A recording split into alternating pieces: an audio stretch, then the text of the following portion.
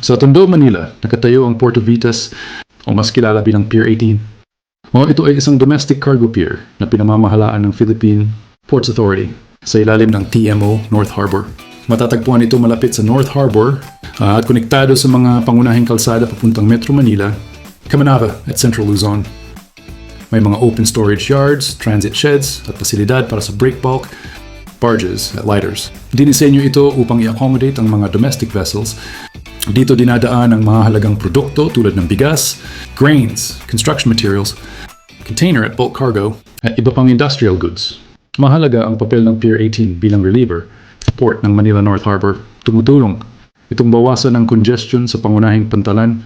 Sa pamamagitan nito, mas mabilis na naihahatid ang pagkain, materyales, at supply na bumubuhay sa Metro Manila at karatig na rehiyon.